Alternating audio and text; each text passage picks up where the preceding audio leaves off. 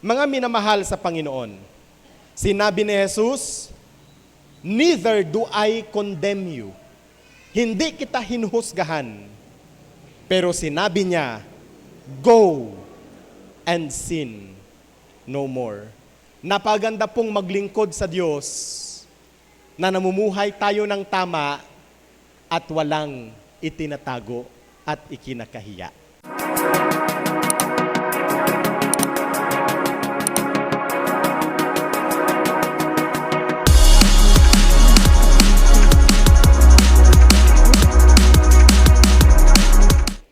Hallelujah.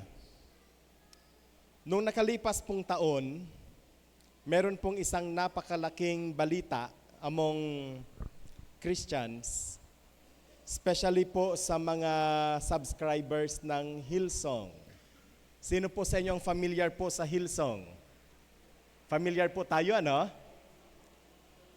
Meron pong influential lead pastor ng Hillsong at kinikilala bilang isang spiritual leader at isa pong global Christian celebrity na ang pangalan ay si Carl Lentz. At naging balita po ang pangalan niya, lalong-lalo na siya po'y tinanggal sa Hillsong New York campus because of his admission of moral failures and infidelity. Sa halos kaparehong taon din, meron pong isang kilala na Christian apologist and theologian sa ating makabagong panahon. Namatay po siya noong 2020. Matapos po siyang mamatay, nagkaroon po ng alingas-ngas patungkol sa kanyang buhay at nagkaroon po ng investigasyon na nagpakita ng isang mahaba at nakatago na sexual abuse, spiritual manipulation, and massive financial misconduct na kung saan ay naapektuhan maging ang kanyang legasiya. And ito po'y nangyari sa katauhan ni Ravi Zacharias. Noong 1980s, mayroon pong isang kilala na broadcast Pentecostal televangelists na kung saan ay sikat na sikat ang kanya pong mga krusada na isinasagawa sa iba't ibang lugar. At isang araw, siya po ay nag-confess ng kanyang pagkakasala at pagkakamali sa katauhan po ni Evangelist Jimmy Swaggart. Sa New Testament, makikita po natin si Herod Antipas, leader sa Galilea at Perea noong AD 28 to 29. Nakilala po natin ang taong ito sapagkat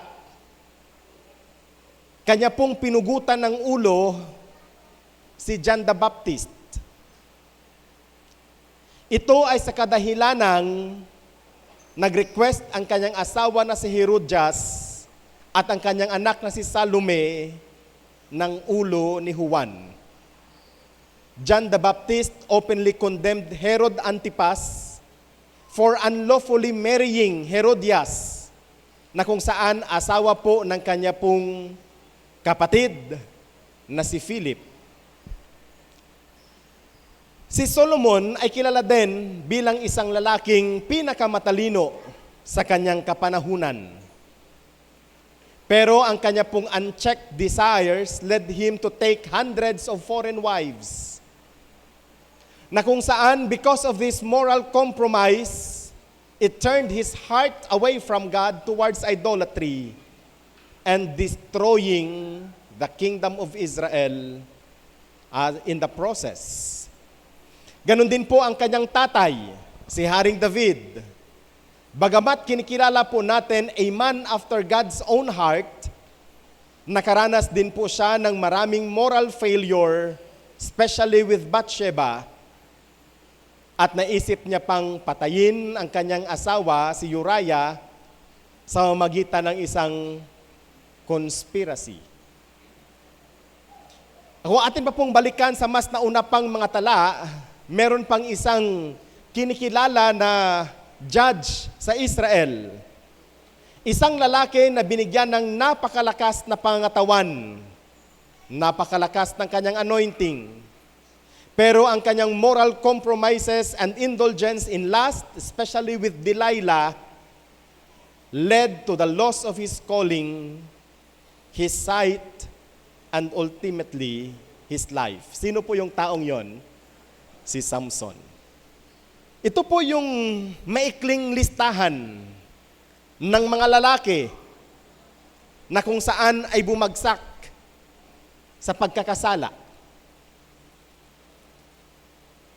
At napaganda po ang teksto natin ngayong umaga sapagkat ito po ay magpapaalaala sa atin na dapat po nating iwasan ang mga pagkakamali ng mga kapatid natin na ito. Amen. Proverbs chapter 5, kung kayo po ay may mga Bibles, makibukas po sa akin. At salitan po nating babasahin ang salita ng Diyos. Ako po sa verse 1. Kayo po sa verse 2, ako sa verse 3, at sabay po tayo sa verse 23. Hinihiling ko po ang lahat na tayo po ay tumayo bilang paggalang sa salita ng Diyos. Proverbs chapter 5.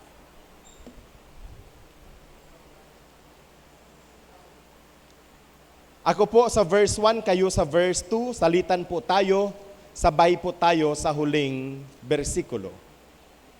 My son, pay attention to my wisdom. Lend your ears to my understanding. Verse 2.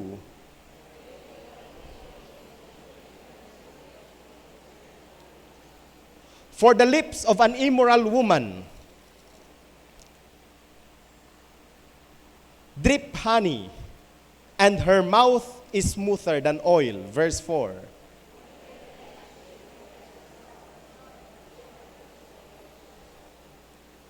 Her feet go down to death. Her steps lay hold of hell. Verse 6.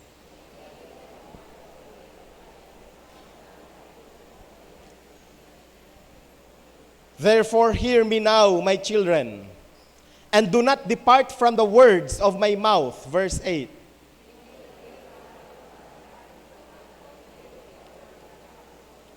Lest you give your honor to others and your years to the cruel one. Verse 10.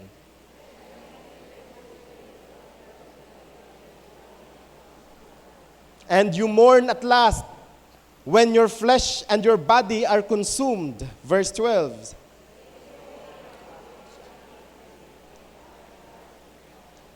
I have not obeyed the voice of my teachers, nor inclined my ear to those who instructed me. Verse 14.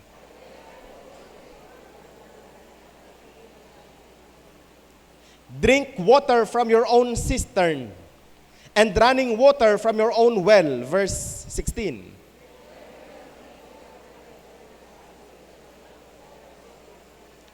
Let them be only your own, and not for strangers with you. Verse 18.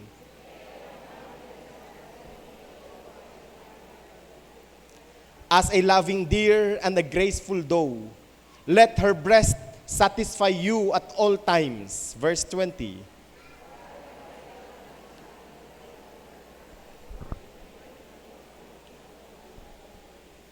For the ways of man are before the eyes of the Lord, and He ponders all His path. Verse 22.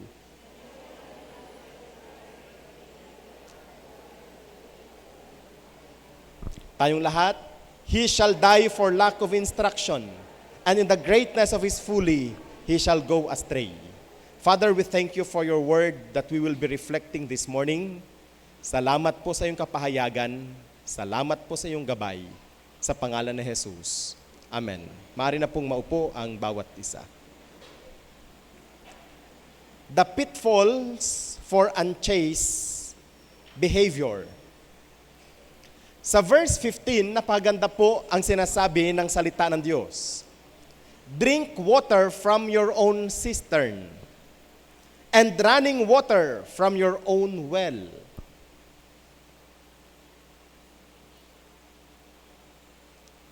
Saan daw tayo iinom ng tubig? mula sa ating sariling imbakan, mula sa ating sariling balon. Your body is not meant to be shared with others rather other than your husband or your wife. Amen. Yan ang maliwanag na turo ng salita ng Diyos. Ang katawan natin ay hindi natin ibinibigay sa iba maliban sa ating asawa. Pwedeng pakisabi yan sa inyong katabi.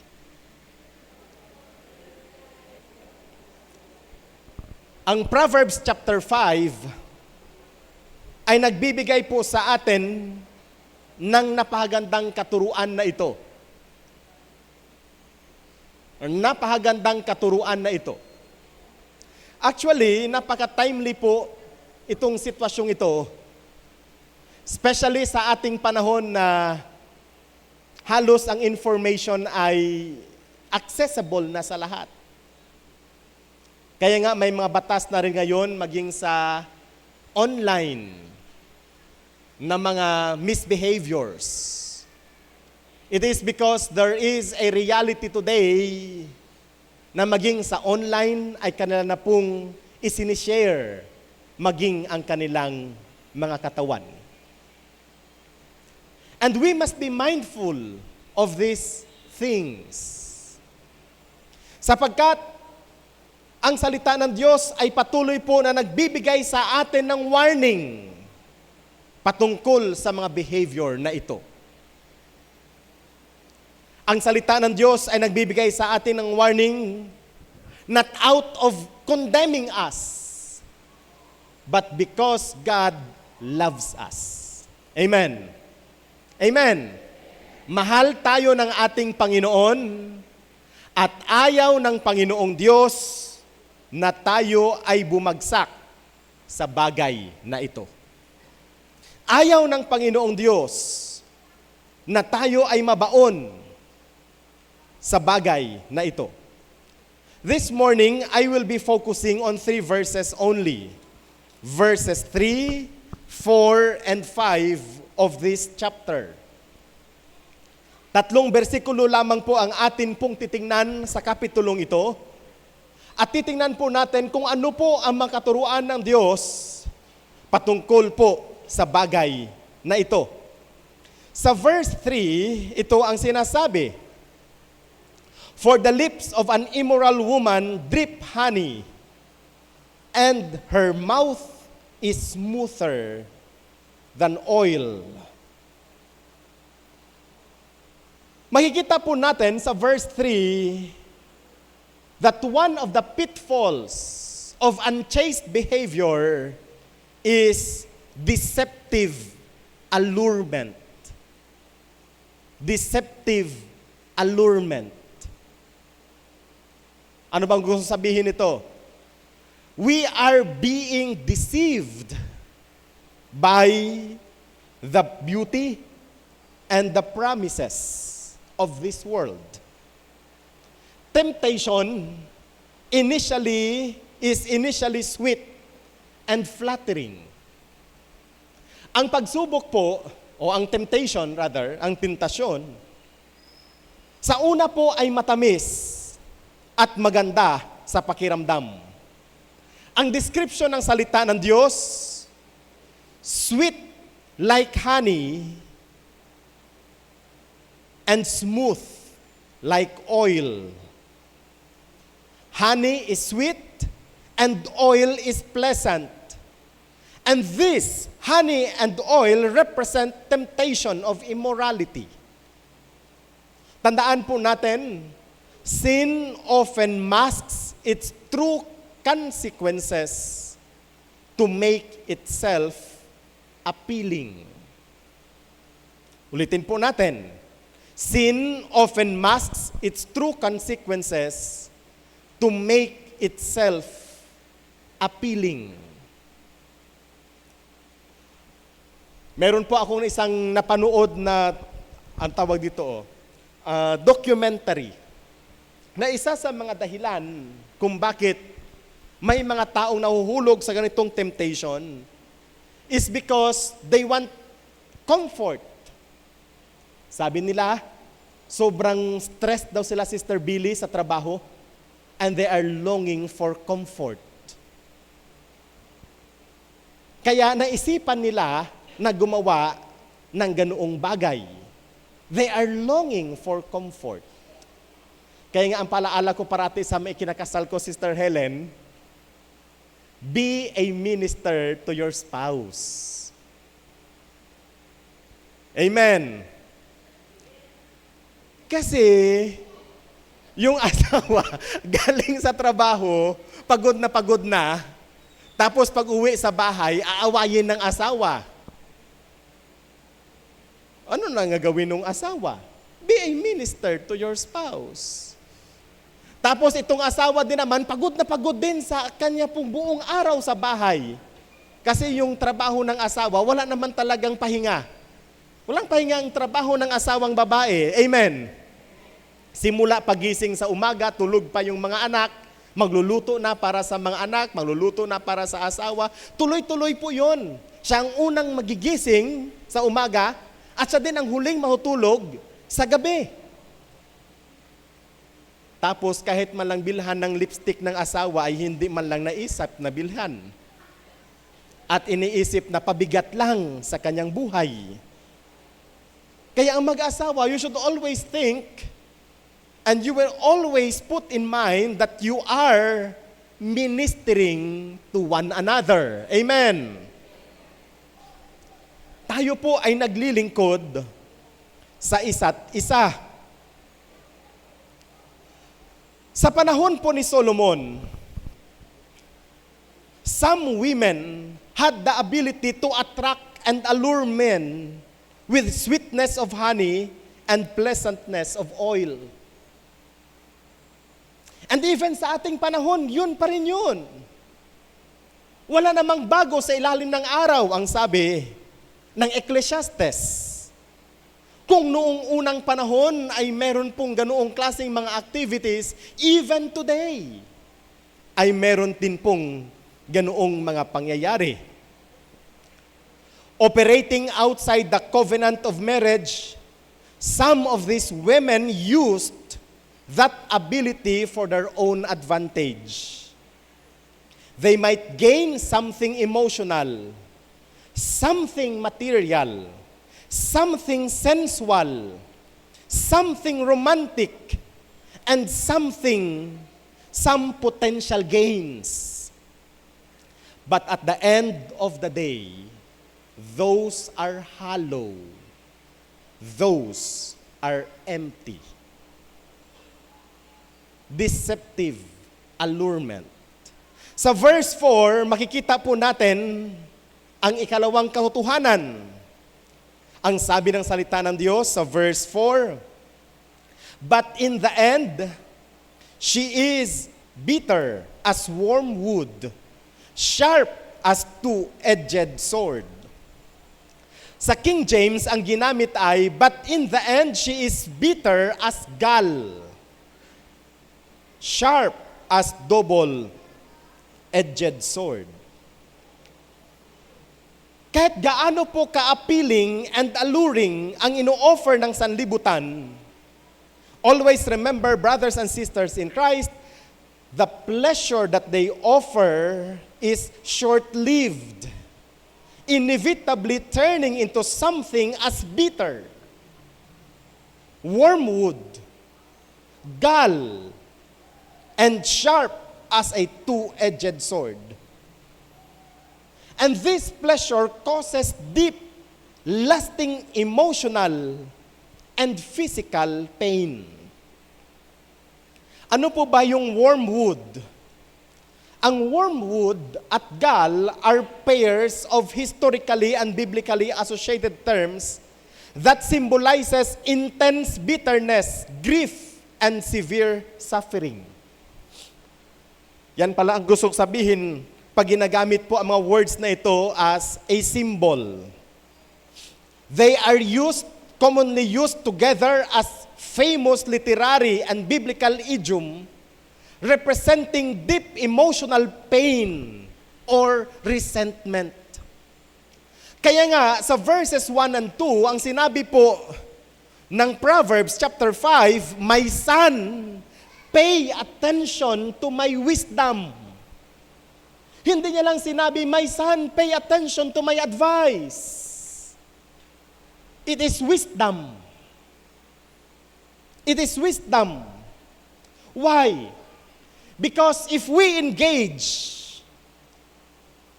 with relationships outside marriage, it causes deep emotional pain and even resentment to that person and even to ourselves.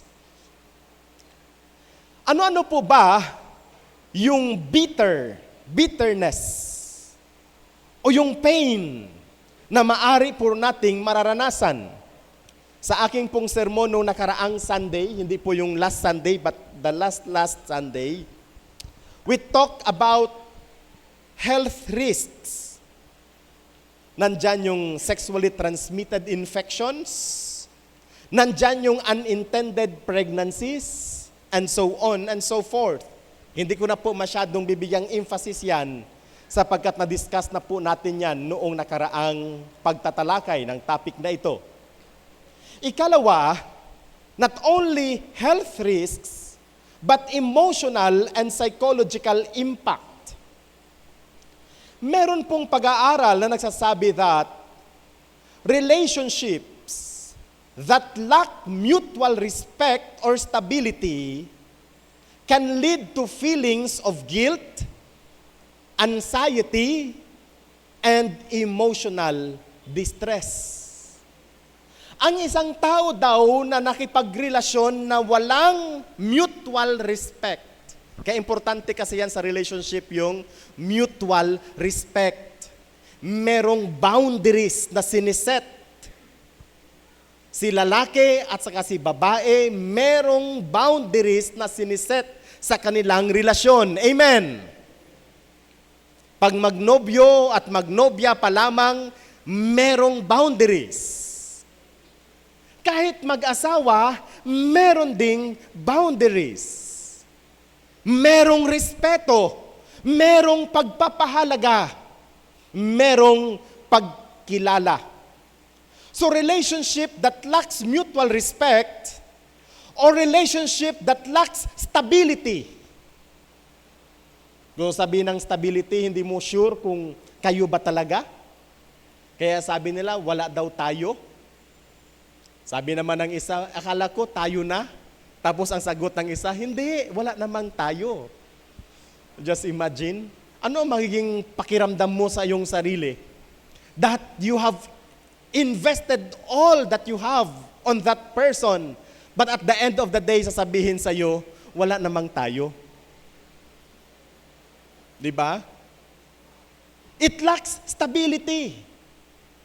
Kaya nga maganda pa rin yung merong stage ng panliligaw. Diba tama, Sister Shelo, no? May stage ng panliligaw. Tapos dapat formal yung panliligaw. Hindi na nangligaw lang sa Facebook. Nanligaw lang doon sa Facebook, doon sa Messenger. Tapos sila na agad. Walang nakaalam. Basta sila na, silang dalawa lang nakaalam. Kasi ang importante daw, basta alam natin sa isa't isa, yun na ang mahalaga. But there is something wrong on that kind of relationship. It lacks accountability. Yung relasyon na sikreto ay relasyon na walang accountability. Kaya napakahalaga na pag kayo po ay nanligaw, Brother Bess, ay ipaalam din sa magulang noong yung nililigawan. Amen! Asa kung may nanliligaw naman sa iyo, Sister Jel, ipaalam mo rin sa iyong magulang pa may nanliligaw sa akin. Dapat ipaalam. Mamalayan nyo, magkamag-anak pala kayo. Di ba? Walang nakaalam eh.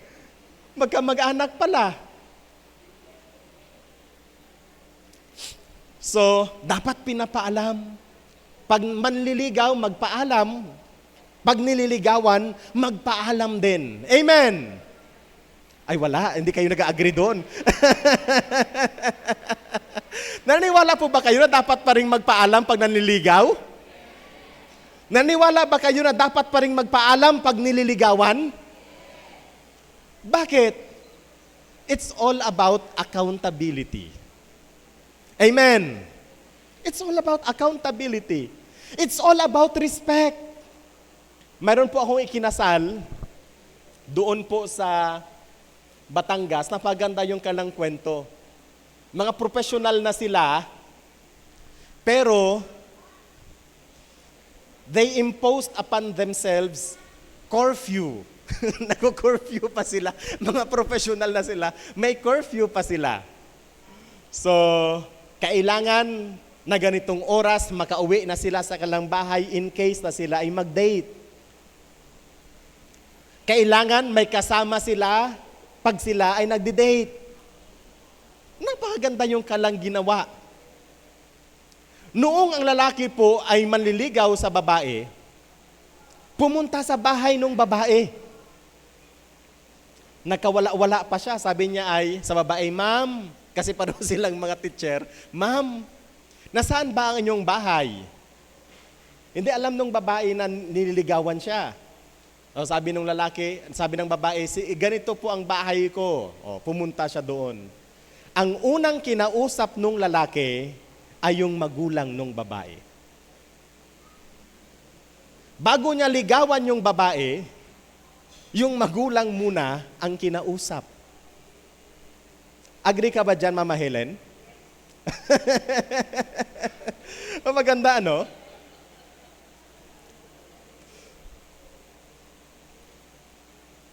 Relationship with accountability means it is stable. Meron pong stability. Because relationship that lacks mutual respect and stability leads to feeling of guilt, anxiety, and emotional distress. There is another study made in 2023 na nabasa ko sa National Library of Medicine. According to this study, unchaste behavior affect trauma on a person. Ang mga behavior daw na hindi naaayon sa standard ng salita ng Diyos o sa maayos, sa respeto at paggalang, ay nagre-resulta daw sa trauma sa tao. According to this study, those people who have engaged with unchaste behavior report that they develop lower self-esteem. Kasi nagka-trauma. Lower self-confidence. Lack of trust in others. And there is a strong fear of abandonment in future romantic relationships. Yan daw yung nararamdaman ng isang tao. Well, hindi naman po ito true sa lahat. But according to this study, may mga report na may mga taong nakadevelop ng mas mababa na pagtingin sa kanilang sarili because of those relationships. Nawalan sila ng self-confidence. Nawalan sila ng tiwala sa iba. At nagkaroon sila ng takot na baka iwanan siya noong taong kanyang minamahal. Unchaste behavior not only gives us deceptive allurement, but also it results into bitter results. Nakita po natin that there are health risks, there are emotional and psychological impact,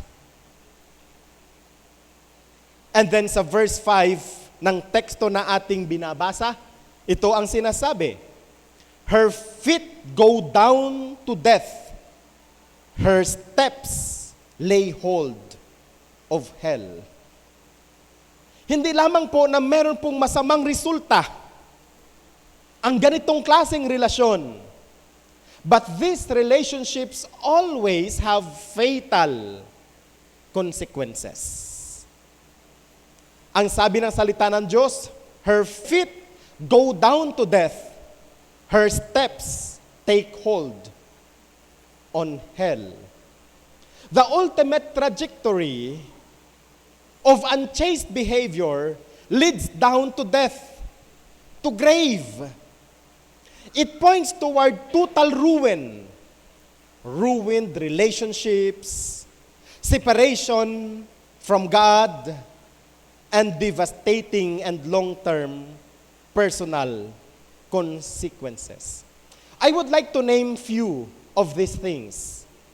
Although sinasabi ng iba, nabubuhay na po tayo sa 21st century, wala nang puwang yung mga pagiging konserbatibo na kaisipan. But as Christians, dapat po nating paninindigan ang bagay na dapat po nating pinapahalagahan. So what are the social and cultural consequences of unchaste behavior? Una, nagkakaroon po ng stigma. Pag sinabi po nating stigma, ito po yung parang idinidikit sa iyo na judgment, na si-stigmatize.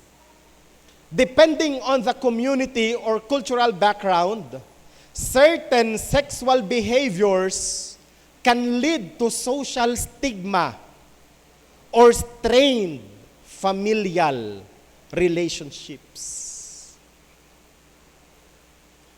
Depende po sa community na kinabibilangan, may mga sexual behavior na nagbubunga po ng social stigma. Iiwasan ka ng tao, kahit wala tayong ginagawa, meron silang naiisip patungkol sa atin, meron silang pinag-uusapan patungkol sa atin. On the other side of it, pag mayroon pong taong nakatingin sa atin, pakiramdam natin, ginajudge na tayo nila. Pag meron pong taong nagbubulungan sa ating likuran o sa ating tabi, iniisip po natin tayo ang kanilang pinag-uusapan. Sapagkat malamang maaring totoo na yun ang kanilang iniisip o kanilang ginagawa. O maari din na iba ang kanilang iniisip at hindi yun ang kanilang ginagawa. It is because certain sexual behaviors lead to social stigma and even strained familial relationships. Marami po tayong kwento ng mga pamilya na pinapalayas ang kanilang mga mahal sa buhay sa kanilang mga tahanan because of this. Ayaw po natin yun na mangyari sa atin at ayaw din po natin yung gawin po natin sa ating mga mahal sa buhay. Pero meron pong realidad sa ganoong bagay. It also results to relationship instability because misalignment in sexual values or expectations can sometimes create conflict and instability within partnerships. Sa spiritual consequence din naman, the Bible warns of spiritual and physical consequences of unchastity.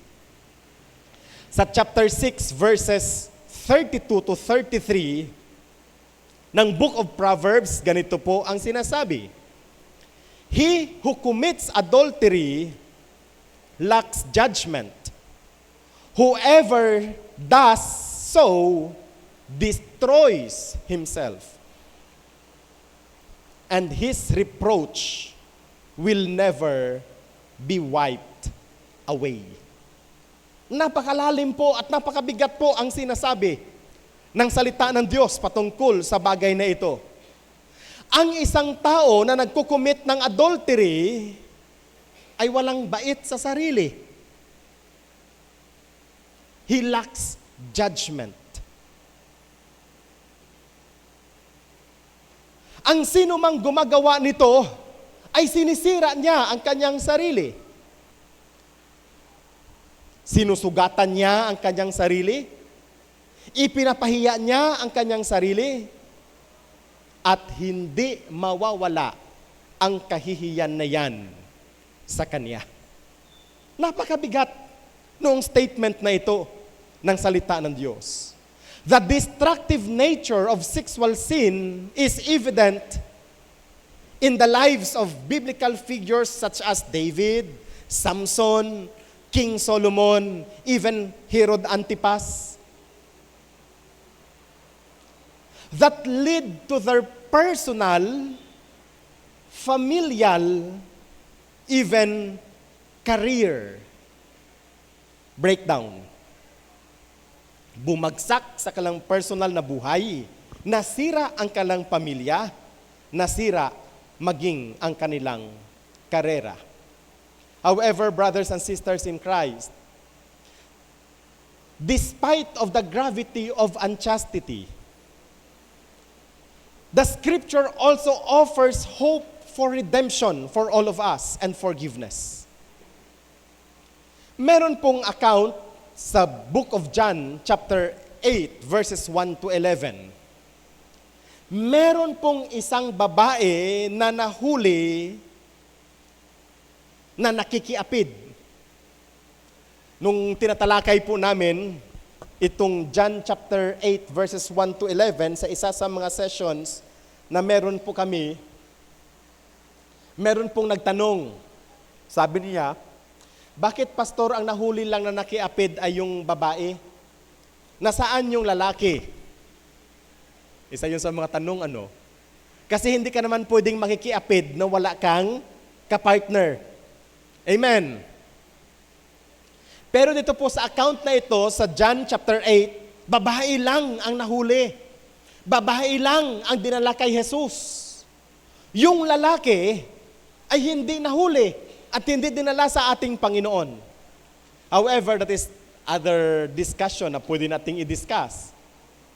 Pero dito po sa account na ito, makikita po natin ang habag ng ating Panginoon sa mga taong nagkakasala. Makikita din po natin dito ang panawagan ni Jesus para sa paghingi ng kapatawaran at pamumuhay ng tama. Kaya nga, matapos paalisin ni Jesus ang mga accusers ng babaeng ito po ang sinabi ni Jesus sa John chapter 8 verse 11. Tinanong ni Jesus yung babae, nasaan na sila? Ang sagot ng babae, umalis po sila, Panginoon. Kinundina ka ba nila? Ang sabi ng babae, wala po ni isa mang bumato ng bato sa akin. So Jesus said, neither do I condemn you.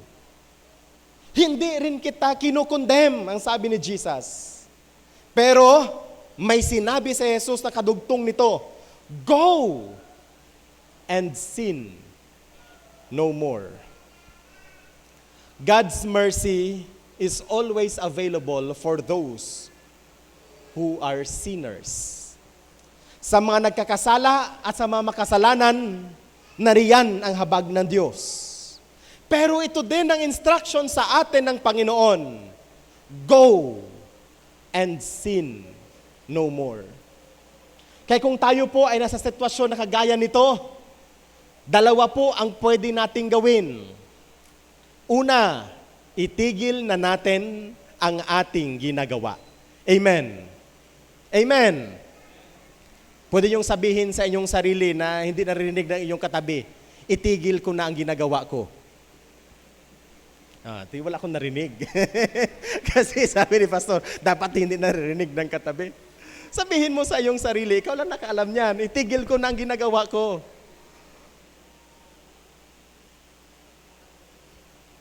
Ikalawa, na pwede nating gawin, gawin natin ang tama. Pag hindi pa kasal, magpakasal na. Amen. Libre naman po kay Pastor Andrew magpakasal basta miyembro ng Ojungan Foursquare Church. So punta lang po kayo sa office, dala-dala ninyo ang inyong, ano bang tawag dito? Marriage license. Kasi hindi naman kayo pwedeng ikasal ni Pastor Andrew pag walang marriage license. Pastor, magpapakasal po ako. O, dalhin nyo lang ang marriage license ninyo. Kung hindi naman wala kayong marriage license at kayo ay exempted na for marriage license, pumunta kay Brother Ron at magpa-notarize ng affidavit. Di ba? May affidavit po na pinapapermahan para sa exempted sa marriage license. Pastor, sino bang exempted sa marriage license? Lahat na nagsasama 5 years and above ay pwede pong ma-exempt sa marriage license. Punta lang kayo sa abogado, magpanotarize, affidavit of undertaking, na kami ay nagsasama na 5 years and above. Tapos, dalhin nyo po sa akin at pwede na nating schedule ang kasal. Amen! Sabi ng iba, Pastor, mahal ba magpakasal? Nasa choice nyo yan kung mapamahal kayo o mapamura kayo. Pwede namang pagpunta nyo doon sa akin, daladala nyo ng marriage license ninyo, dalhin nyo na rin ang inyong dalawang ninong at ninang. Pwede yun. Sasabihin lang naman ni Pastor, bakit kayo magpapakasal? Tinatanggap nyo ba ang isa't isa? Tapos sasabihin ni Pastor, simula ngayon, kayo'y mag-asawa na pirma. Gano'n na kasimple yun, Padero, no? 5 minutes, tapos na ang kasal.